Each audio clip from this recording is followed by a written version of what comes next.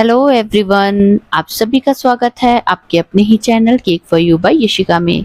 अभी ये जो आपने एक पिक देखी थी उसको देखकर आपको आइडिया हो ही गया होगा कि आज के केक में मुझे फॉन्डेंट का काम करना है। और ये जो मैंने पेपर पर कटिंग्स की हुई हैं ये मुझे बनाना है शूज। सो इन पेपर कटिंग्स की हेल्प से ही मैं फॉन्डेंट को कट करके और फॉन्डेंट के शूज बनाने वाली हूँ। तो यहाँ पर आप देख सकते हैं कि सबसे पहले जो हमारा सोल होता है शूज का ना, उसके अकॉर्डिंगली ही मैं यहाँ पर वाइट पार्ट शूज का कट करने वाली हूँ। बस ये आपको साथ के साथ देखते जाएंगे तो आपको आइडिया होता जाएगा कि मैं क्या क्या कट कर रही हूँ। ये जितना भी मैंने शूज के लिए पेपर पर कटिंग की है ना, ये मेरे पास कोई एग्जैक्ट मेजरमेंट नहीं है, ये बस मैंने आइडिया से लगाया था कि कितना साइज का सोल होगा तो उसके ऊपर का पार्ट कितना चाहिए, उसका बैक का पार्ट कितना होना चाहिए। बस ये सब मैंने आइडिया से ही लगाकर और कट कर ली थी ये सारी हार्ड पेपर के ऊपर कटिंग्स। तो इसकी एक पिक मैं आपको आगे भी शो कर दूंगी, आप चाहें तो उसका स्क्रीनशॉट लेकर रख सकते हैं सो दैट आपको हेल्प हो जाएगी इनको देखकर आइडिया से कट करने के लिए, अगर कभी आपको भी फॉन्डेंट से शूज बनाना हो तो। और यहाँ पर आप देखिए मैंने दोनों ही शूज के लिए जो सोल का पार्ट है वो कट कर लिया है। अब आप चाहें तो यहाँ पर ये ना डबल कलर में भी कट कर सकते हैं, जैसे अंदर की तरफ आप वाइट पार्ट रखिए और नीचे की तरफ आप कलर लगा दीजिए, बट मैंने यहाँ पर सिर्फ एक वाइट पार्ट ही कट किया है। और जितनी इसकी थिकनेस है वो आप देख ही सकते हैं कि मैंने यहाँ पर सोल की कितनी थिकनेस रखी है, आपको बीच बीच में मैं दिखाती भी जाऊंगी। तो ये जितने भी पार्ट हैं ना मैंने कट किए हुए हैं, इनके अकॉर्डिंग ही ना मैं सभी के सभी पार्ट्स कट करती जा रही हूँ। मुझे रेफरेंस की पिक जो है मेरे कस्टमर ने भेज दी थी, जिसके अकॉर्डिंग ही मुझे ये शूज प्रिपेयर करना था। सो यहाँ पर सेम कलर कंट्रास्ट लेते हुए सेम शूज का स्टाइल मैंने कंटिन्यू किया देखकर, और उसी के अकॉर्डिंग ही मैंने ये कटिंग्स कर ली थी। सो सेम आइडिया लेकर आप भी चाहें तो ये शूज प्रैक्टिस के लिए बनाकर देख सकते हैं। जब आप एक बार इस चीज को बना लेंगे तब कभी एकदम से ऑर्डर आ जाता है ना, तब बनाने में मुश्किल नहीं होती है। मेरे साथ ये फर्स्ट टाइम ही था कि मैंने इस तरीके से ये फॉन्डेंट के साथ में शूज बनाया है। तो हर कोई काम ना कभी तो फर्स्ट टाइम ही होता है जब हम करते हैं। अब यहाँ पर देखिए जो ये मैंने व्हाइट स्ट्रिप्स कट की थी ना, उनके ऊपर मैं एग्जैक्टो नाइफ की हेल्प से ही ना कुछ ऐसे चेक बॉक्सेस की डिजाइनिंग कर रही हूँ। अब ये जो व्हाइट स्ट्रिप मैंने कट की थी ना, यहाँ पर मैंने एक गलती कर दी थी, मैंने इनको ज्यादा ही पतला कट कर दिया था। जब तक मैंने सारे पार्ट को कट करके और इनको असेंबल करना था ना, तब ये थोड़ी सी ड्राई हो गई थी, और जब इनको मैंने अप्लाई करना था ना शेप देते हुए राउंड शेप में, तो ये क्रैक भी आ गए थे इनमें। सो आपके लिए यहाँ पर एक एडवाइस है कि ऐसा स्ट्रिप वाला पार्ट है या तो एंड में ही साथ के साथ कट कीजिए, ताकि ये राउंड शेप में लगाने पर ना शेप होल्ड कर लें, या फिर थोड़े से इनको थिक पार्ट में कट कीजिए। ये जैसे जैसे मैं ये पीसेस कट करती जाऊंगी और फिर जब लास्ट में इनको पेस्ट करूंगी तब आपको आइडिया होता जाएगा।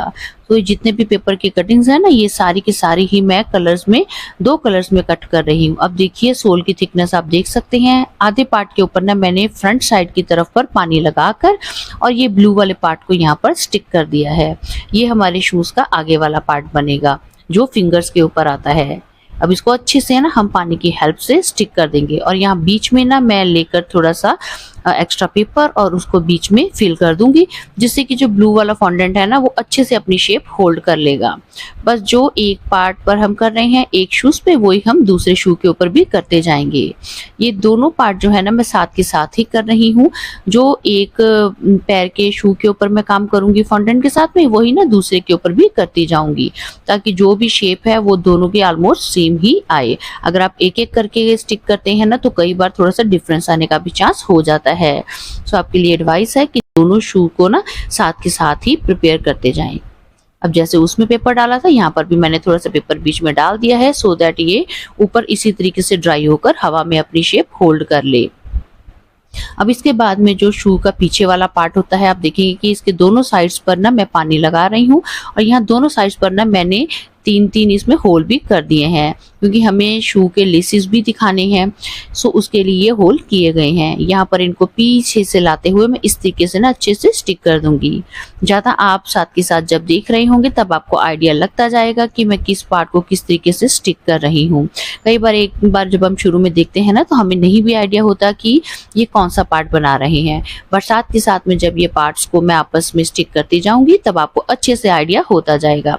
यहाँ पर बीच बीच में कुछ पार्ट्स के ऊपर ना मैंने एम्बोजर के साथ में यहाँ पर डिजाइनिंग भी की थी, वो पार्ट शायद बीच में नहीं ऐड हुआ है, बट जब आपके सामने इमेज होती है तब आपको आइडिया हो जाता है कि कहाँ पर आपको स्टिचिंग वाला पार्ट दिखाना है, तो वहां पर आप एम्बोजर की हेल्प लेकर और वहां पर वो एक्सप्रेशन भी दे सकते हैं। तो ये देखिए जो आगे पीछे का पार्ट है शू का वो बन गया है। अब ये वाले पार्ट को लगाते टाइम ना मुझे लगा था ये इस तरीके से लगना चाहिए। फिर मैंने एक बार अपने फोन से इमेज देखी, क्योंकि जिस फोन से मैं रिकॉर्डिंग कर रही थी उसी फोन में इस वाले केक की ना इमेज थी, तो मुझे वहां से उतार कर बार बार देखना पड़ रहा था बीच में कि कैसे किस पार्ट को स्टिक करना है। तो फिर मैंने एक बार जब इमेज को देख लिया तो उससे मुझे हेल्प हो गई, क्योंकि मैं ना इसको शायद उल्टा लगा देती अगर बिना देखे लगाती तो, बट जो फोटो आई थी मुझे कस्टमर के अकॉर्डिंग उसके अकॉर्डिंग अगर मैं चलती तो मुझे इसको ऐसे ही लगाना था। अब देखिए कुछ पार्ट जो आप कट करते हैं ना, हो सकता है कि वो साइज में बड़ा कट हो जाए, बट टेंशन की कोई बात नहीं है, आप उसको साथ के साथ में लास्ट में कट कर सकते हैं, और अगर बढ़ाना चाहें तो फॉन्डेंट ऐसी चीज है आप उसको शेप को बढ़ा भी सकते हैं। अब ये वाला पार्ट है जिसकी मैं आपसे शुरू में ही बात कर रही थी ना कि जब इसको मैंने यहाँ पर लगाया तो इसमें क्रैक आ गए थे, तो इस वाले पार्ट को ना मैंने दोबारा से तैयार किया था यहाँ पर स्टिक करने के लिए। तो देखिए ऑलमोस्ट हमारा जो शू की शेप है वो फॉन्डेंट की कंप्लीट हो रही है। तो जैसा जैसा मैं एक पार्ट पे कर रही हूँ वैसा ही काम मैं साथ के साथ आपके सामने दूसरे वाले शू के ऊपर भी करती जा रही हूँ, ताकि इनमें ना कुछ ज्यादा डिफरेंस ना आ जाए, क्योंकि साथ के साथ तो हम फॉन्टेंट को अपने अकॉर्डिंगली मोल्ड कर सकते हैं, शेप दे सकते हैं, बट एक एक पैर को बनाते बनाते अगर वो ड्राई होता जाता है ना, फिर उसको बाद में शेप को दोबारा से रिक्रिएट करना मुश्किल हो जाता है। तभी मैं दोनों पर एक साथ ही काम कर रही हूँ। अब लास्ट में ये काम आता है इनमें लेसेस डालने का। तो फॉन्डेंट को ना इस तरीके से मैंने बहुत ही पतला पतला सा रोल कर लिया था। फिर साथ के साथ ही मैंने देखा कि मुझे कितनी लेंथ चाहिए बीच में डालने के लिए, बस फिर टूथपिक लेकर मैंने पहले तो बीच में ब्रश की हेल्प से मैंने पानी लगा दिया होल्स में। बस फिर इस तरीके से आपको स्क्रूअर या टूथपिक ले लीजिए और जो होल्स हमने किए थे ब्लू वाले पार्ट में उसके अंदर ना इनको आप इंसर्ट करते जाइए। ये जो शू बनाने का काम है ना, ये थोड़ा सा देखिए टाइम टेकिंग प्रोसेस है, मुझे भी इसमें काफी टाइम लग गया था बनाने में। एक बार जब आप पेपर पर कटिंग्स कर लेते हैं तो कटिंग्स तो इजीली कट हो जाती हैं, बट बाद में ना उन पार्ट्स को असेंबल करने में टाइम लग जाता है। खासकर आप ये देखेंगे, ये देखने में इजी लगता है ना काम, बट उतना इजी नहीं होता ये लेसेस वाला पार्ट बनाने वाला काम। तो यहाँ पर हमें जो इनकी विड्थ है वो एक जैसी ही रखनी है, लेंथ भी एक जैसी ही आपको रखनी है। बस आप जब करते जाएंगे ना काम तब आपको आइडिया हो जाता है कि आपने किस तरीके से करना है। और यहाँ पर देखिए कि एक पार्ट के जो लेसिस का पार्ट है वो मेरा कंप्लीट हो गया, और साथ में मैंने सीजर की भी हेल्प ले ली जो कि ज़्यादा हेल्पफुल है इसको फॉन्डेंट को कट करने के लिए नाइफ की बजाय। तो जब हम काम करते हैं ना तभी एक्सपीरियंस होता है साथ के साथ कि हमें क्या करना है। ये है वो पिक, आप इसका स्क्रीनशॉट ले सकते हैं। जब आपको आए कोई ऑर्डर तो आप इसकी हेल्प से बना सकते हैं शूज का पार्ट। अब देखिए इसके बाद में ना मुझे कुछ बटन्स बनाने थे। वैसे तो बटन्स बनाने के लिए ना आपको सिलिकॉन के मोल्ड भी इजीली मिल जाते हैं, बट मेरे पास वो मोल्ड नहीं है, सो मुझे मैनुअली ही ये बटन्स बनाने हैं। सो मैंने अलग अलग साइज की नोजल्स लेकर पहले तो राउंड शेप में कटिंग कर ली थी, फिर उनके अंदर भी बटन वाली लुक देने के लिए ना छोटे साइज की नोजल के साथ में मैंने देखिए इम्प्रेशन एक अंदर अलग से दिया है राउंड पार्ट का, ताकि ये बटन की शेप में आपको दिखना शुरू हो जाए। फिर लास्ट में हमने बस इसके बीच में ना कोई टूथपिक लेकर और बीच में हमने 4 होल्स कर देने हैं। तो मुझे ऐसे ये बटन्स जो है ना 3 कलर में बनाने थे, सो इसके लिए मैंने 3 कलर के फॉन्डेंट रेडी किए, फिर जिसके साथ में मैंने ये बटन्स का पार्ट बनाकर प्रिपेयर कर लिया था। ये मेरी सारी प्रिपरेशन ना मैंने एक दिन पहले ही की थी केक बनाने से। आप एक दिन पहले फॉन्डेंट का काम करके रख लेते हैं तो वो नेक्स्ट डे तक अच्छे से सेमी ड्राई हो जाता है। अब लास्ट में ना मुझे एक बियर बनाना है। Teddy bear. तो उसके लिए भी देख लिए पहले मैंने बॉडी का पार्ट बना लिया था, फिर ऊपर मुझे फेस का राउंड पार्ट बनाना है। तो ये शेड बनाने के लिए ना मैंने व्हाइट कलर की फॉन्डेंट में मैजिक ब्रांड की स्किन टोन कलर आता है जेल कलर, उसकी ड्रॉप ऐड करके ये वाला स्किन शेड मैंने प्रिपेयर कर लिया था। अब ये बॉडी पार्ट में ना मैं एक ही सिंगल बीच में टूथपिक या बड़े साइज का आप स्क्रूअर कह सकते हैं उसको इंसर्ट कर रही हूँ, जो कि बॉडी पार्ट में इंसर्ट किया। फिर उसके ऊपर मैंने फेस वाला पार्ट भी पानी लगाकर ना टूथपिक के ऊपर ही स्टिक कर दिया था। अब जैसे कि मेरे पास इमेज आई थी, मैंने उस इमेज से ना ये वाले टेडी बियर की शेप को ना चेंज कर दिया था, क्योंकि मुझे वो टेडी बियर उसमें ज़्यादा पसंद नहीं आया। तो मैंने यहाँ पर ना थोड़ा सा डिफरेंस देते हुए अपनी तरफ से टेडी बियर बनाया था। अब ये जो पार्ट है फॉन्डेंट से मैं बना रही हूँ, ये टेडी बियर के माउथ का पार्ट है। तो यहाँ पर एक मैंने बीच में लाइन लगा दी थी, बीच में एक छोटा सा होल किया था। बस बैक साइड पर पानी लगाकर हम इसको फेस के फ्रंट पार्ट पर स्टिक कर देंगे। ये यहाँ पर ना इसके नोज का और माउथ का पार्ट शो करेगा। और फिर इसके बाद में हम इसके आइज का पार्ट बना लेते हैं। वो तो आप जानते ही हैं कि हम कैसे बनाते हैं। वो छोटे छोटे से मैंने होल्स कर लिए थे, जिनके ऊपर मुझे ब्लैक कलर की फॉन्डेंट के साथ में आइज दिखानी थी। बाकी आपको बहुत सारी पिक्स मिल जाती हैं सोशल मीडिया पर, आपको जो पिक अच्छी लगे आप वो डिज़ाइन सेलेक्ट कीजिए, फिर उसके अकॉर्डिंग ही आप कोई भी फॉन्डेंट का टॉपर जो है वो इजीली बना सकते हैं। अब ये देखिए छोटा सा सर्कल लेकर ना उसको मैंने बाद में छोटे से हार्ट शेप में कन्वर्ट कर दिया था, जिसके साथ में यहाँ पर मैं एज ए नोज उसको स्टिक कर रही हूँ। तो ये जो छोटी छोटी डिटेलिंग का काम होता है ना, ये आपको बहुत ही सफाई के साथ में करना होता है, क्योंकि यहीं से ना आपके काम की पहचान होती है कि आप कैसा काम करते हैं। ये जो छोटी छोटी डिटेलिंग है एक्चुअली में ये समझ लीजिए कि आपके एक तरह का ना रिजल्ट का काम करती है। कि हम एग्जाम देते हैं ना तो कैसा रिजल्ट आता है, बस ये छोटी छोटी डिटेलिंग जो है ना ये वही काम करती हैं। तो अब लास्ट में देखिए मुझे यहाँ पर ना इसकी लेग्स का पार्ट बनाना है, वो मैंने प्रिपेयर कर लिया है। और फिर ऐसे ही इसकी हम आर्म्स का भी पार्ट बना देंगे। तो यहाँ पर मैंने लेग्स का पार्ट लगाकर देख लिया, सही बन गया था मेरा। अब पहले मैं उसको ना रख कर थोड़ा सा साइड में आइडिया ले लेती हूँ कि हाँ इसके साथ में ठीक जा रहा है। उसके बाद में मैं पानी लगाकर उस पार्ट को स्टिक करती हूँ। इससे क्या है कि अगर कुछ गड़बड़ होती है तो आपके साथ के साथ ना उसको ठीक भी कर सकते हैं। अब यहाँ पर थोड़ा सा ब्राउन पार्ट लेकर उसको फ्लैट किया राउंड शेप में, और फिर उसको यहाँ पर मैं नीचे टेडी के ना पैरों में लगा रही हूँ। बस ये छोटी छोटी डिटेलिंग होती हैं जो आपके काम को ना अच्छा बना देती हैं और ज़्यादा अच्छी लुक में बना देती हैं। अब यहाँ पर इसी तरीके से मैंने आर्म्स को पहले चेक करके देख लिया था, इसकी आर्म्स दोनों ही ठीक है, बराबर है एक ही साइज में। बस फिर उनको पानी के साथ में हम यहाँ पर फाइनली स्टिक कर देंगे। तो लास्ट में बस इसके अब टेडी बियर के हमें कान बनाने हैं ऊपर, और उसके बाद में ना मुझे एक बो का पार्ट भी बनाना है। तो ये छोटे छोटे जो पार्ट हैं आप साथ के साथ देखते जाएंगे कि मैं कैसे कर रही हूँ, आपको साथ के साथ अच्छे से आइडिया हो जाएगा। सो बस एक रिक्वेस्ट है कि आप वीडियो को स्किप किए बिना पूरा देखें, ताकि आपका कोई भी छोटे से छोटा पार्ट मिस ना हो जाए, जो कि आगे चल के आपके लिए हेल्पफुल हो सकता है। बाकी ये वीडियोस तो हमेशा यूट्यूब पर रहेंगी ही, आप इनका लिंक शेयर करके अपने पास रख सकते हैं, सो दैट जब भी आपको कुछ ऐसा काम करना हो तो आप वहां से लिंक से जाकर सीधे वीडियो निकाल कर ना इजीली देख सकते हैं।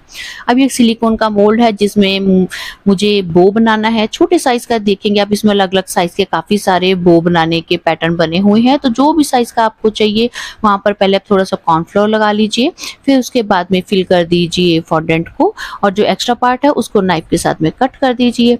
तो ये लीजिए, देखिए बो भी रेडी हो गया है। अब क्योंकि ये जो केक है ये बच्चे के 1 साल का होने के पर्पस से बनाया जा रहा था, तो इसलिए यहाँ पर मैंने 1 नंबर को भी फॉन्डेंट से ही रेडी कर दिया है। अब साइड पर ना आप वो फोटो भी देख सकते हैं जो मुझे कस्टमर ने सेंड की थी, जिसके अकॉर्डिंग मुझे ये सारा केक और इसके टॉपर्स ना रेडी करने थे। तो बस देखिए, आप साथ के साथ में फोटो को देखिए और जो मैंने टॉपर्स बनाए हैं आप वो देखिए, और बताइए कि आपको कौन से वाले जो टॉपर्स हैं वो ज्यादा अच्छे लगे। अब चलते हैं हम अपने केक की तरफ। ये मेरा 1 kg का केक है, जिसके लिए मैंने वेनिला स्पॉन्ज रेडी किया है, पाइनएप्पल क्रश लिया है, मैंगो है, स्ट्रॉबेरी क्रश को पानी में ऐड किया है, और कुछ मैंने मिक्स फ्रूट, फ्रेश फ्रूट ही लिए हैं सारे, उनको अलग से एक बाउल में मिक्स कर लिया था। अब हम स्पॉन्ज की बात करते हैं। तो इसको बेक करने के लिए मैंने 300 ग्राम प्रीमिक्स लिया है और ये जो मेरा टिन साइज है ये 8 इंच का है। सो अब 8 इंच का टिन साइज है तो आपको पता ही है कि हम इसको कितनी स्लाइस में कट करेंगे। अपने जो आंसर है मेरे साथ कमेंट में शेयर कर दीजिएगा। और बाकी मैं भी आपको बता देती हूँ, क्योंकि अब 8 इंच का टिन लिया है तो मैं इसको सिर्फ 2 ही स्लाइस में कट करूंगी। अब 8 इंच का टिन मैंने क्यों लिया था, शायद ये जवाब भी आप जानते ही होंगे। इसका कारण ये है क्योंकि जितने भी आपने टॉपर्स देखे हैं ना, ये सारे ही मुझे केक के ऊपर ही असेंबल करने हैं और कुछ साइड्स पर। तो इतना काम करने के लिए हमें ना केक पर ज्यादा प्लेस चाहिए, तो इसीलिए ही मैंने यहाँ पर 8 इंच का टिन लिया था। अब एक लेयर को मैंने बोर्ड पर रखकर और उसकी सोकिंग कर दी है स्ट्रॉबेरी क्रश मिक्स किए हुए वाटर के साथ में। और अब कस्टमर ने कहा था कि उनको सिर्फ एक ही क्रश बीच में यूज करना है, सो उन्हीं की डिमांड पर यहाँ पर सिर्फ मैंने पाइनएप्पल का क्रश ही बीच में ऐड किया है। और इसके ऊपर अब हम फ्रूट्स डाल देंगे। अब यहाँ पर देखिए एक बाउल में ना मैंने सभी फ्रेश फ्रूट मिक्स कर लिए थे, बट मैंगो को मैंने अलग रखा था, क्योंकि क्या है कि जब हम अच्छे से फ्रूट्स की मिक्सिंग करते हैं ना कई बार, तो वो मैंगो जो है सॉफ्ट होने के कारण ना बीच में ही क्रश हो जाएगा। इसीलिए मैंगो को छोटे छोटे क्यूब्स में मैंने काट लिया था और यहाँ पर ऊपर ना अलग से उनको बीच में ऐड कर दिया है। और अब जो भी फ्रूट हमने बीच में ऐड किया है उस सब को ना मैं यहाँ पर अच्छे से क्रीम स्प्रेड करते हुए पूरा ही ना क्रीम के साथ में कवर कर दूंगी, ताकि ये अच्छे से क्रीम के बीच में पैक हो जाएंगे। और इसके बाद में हम ऊपर नेक्स्ट लेयर जो है, जो कि लास्ट लेयर है हमारे स्पॉन्ज की, वो हम रख देंगे। और यहाँ पर मैंने टोटल 200 ग्राम फ्रूट लिया है केक में फिलिंग करने के लिए। और यहाँ से देखिए साइड्स पर भी मैंने क्रीम अच्छे से लगा दी है कि कहीं से भी कुछ भी फ्रूट जो है बाहर ना आए।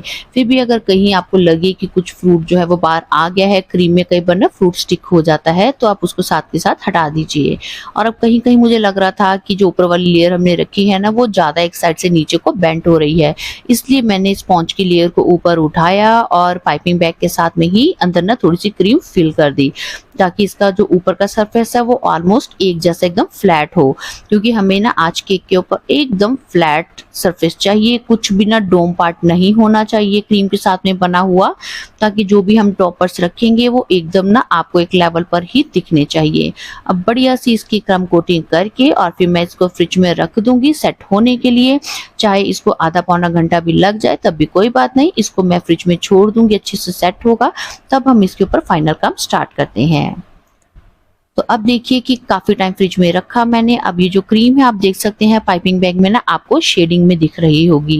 मैं आपको हमेशा बताती हूँ कि आजकल जब मैं बीच में कलर डालती हूँ तो क्रीम में ना उसको प्रॉपरली मिक्स नहीं करती, बहुत ही हल्के हाथ से ब्लेंडिंग करती हूँ कलर की, जिससे क्या है वो जब आप पाइपिंग बैग में डाल के केक पर अप्लाई करते हैं ना, तो वो बाद में जब आप उसकी आइसिंग अच्छे से कर देते हैं वो ना आपको शेडिंग सा दिखता है केक के ऊपर, शेडिंग वाले इफेक्ट में ज्यादा अच्छी लुक आती है। तो अब यहाँ पर ऊपर मैंने अच्छे से उसको क्रीम को स्प्रेड कर दिया है, साइड पर भी आप देखिए अच्छे से क्रीम लग गई है। और जो एक्स्ट्रा क्रीम है वो मैं ऊपर से हटा रही हूँ पैलेट नाइफ से, क्योंकि हमें एकदम बढ़िया वाले ना शार्प एजेस चाहिए आज केक के डिजाइन को कवर करने के लिए। और बीच में कुछ डॉम पार्ट सा बन रहा था क्रीम के साथ में, सो उसको हटाने के लिए यहाँ पर मैंने सॉफ्ट वाला स्मूदर लिया है। इसके साथ में मैं सेंटर से जो भी कुछ एक्स्ट्रा क्रीम लगेगी उसको हटा दूंगी, ताकि केक के ऊपर ना एकदम बिल्कुल ही ना फ्लैट सरफेस हमें दिखाई दे। तो लीजिए केक की फाइनल आइसिंग हो गई है कंप्लीट। अब मैं इसको फ्रिज में रख दूंगी कम से कम 3 से 4 घंटे के लिए, ताकि अच्छे से सेट हो जाए। फिर जब मुझे केक डिलीवर करना है तो उस टाइम पर ही मैं केक के ऊपर फाइनल सारे टॉपर्स असेंबल करूंगी। और ये देखिए केक का वेट, अगर आप बोर्ड का 150 ग्राम निकाल दें तो पूरा 1 kg का केक जो है वो बनकर रेडी हुआ है। आप भी अपने कस्टमर को ना हमेशा टॉपर्स के बिना भी केक की फोटो भेजिए और टॉपर्स के साथ में भी लगाकर भेजिए, ताकि उन्हें पता रहे कि कितना उनको केक का वेट मिल रहा है और कितना टॉपर्स का मिल रहा है। अब जब केक डिलीवर करने का टाइम था तब इसके ऊपर मैंने टॉपर्स लगाने स्टार्ट किए थे। यहाँ पर सबसे पहले मैंने नेम के अल्फाबेट जो कट किए थे प्लंजर सेट के साथ में उनको रख दिया। और यहाँ देखिए शूज के बीच में ना मैंने टूथपिक इंसर्ट कर दिए थे, ताकि इनको फाइनली केक के ऊपर प्रेस करने के बाद में ना मैं टूथपिक से अच्छे से सिक्योर कर दूंगी कि ये कहीं भी अपनी जगह से हिले डुलेंगे नहीं। वैसे आप देखिए मैंने शूज को उठाकर केक के ऊपर दोबारा रखा तो क्रीम एज इट ही सेट थी, क्रीम बिल्कुल भी खराब नहीं हुई थी केक से। तो अब यहाँ पर लास्ट में नहीं सेंटर में मैं लगा रही हूँ टेडी बियर।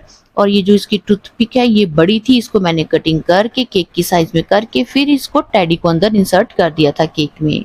और ये 1 नंबर है, इसके ऊपर भी कुछ मैंने बटन्स लगा दिए थे और ये बटन्स मैंने आपके साथ में अच्छे से शेयर किया है कि मैंने कैसे बनाए थे, छोटे बड़े साइज में अलग अलग। अब ये जो टूथपिक्स हैं इनको मैं धीरे धीरे रोटेट करते हुए अंदर की तरफ ना इंसर्ट कर दूंगी। और इसके बारे में कस्टमर को भी बताना मत भूलिए कि आपने कहाँ कहाँ टूथपिक लगाए हैं, साथ के साथ एक पिक लीजिए और अपने कस्टमर को याद से सेंड कर दीजिए। और अब ये जो बटन्स हैं कुछ मुझे आगे फ्रंट पार्ट पर लगाने हैं, कुछ मैं ऊपर लगा दूंगी। सेम टू सेम मैं केक के जैसे तो टॉपर्स यहाँ पर असेंबल नहीं कर रही, टॉपर्स तो हमने उतने ही बनाए हैं, बट मैं इनको ऊपर प्लेस करने का आइडिया अपनी तरफ से लगा रही हूँ। और फाइनली मैंने कुछ स्प्रिंकल्स भी ऊपर ऐड कर दिए हैं। तो लीजिए मेरे केक की फाइनल लुक मैं आपके साथ में शेयर कर रही हूँ।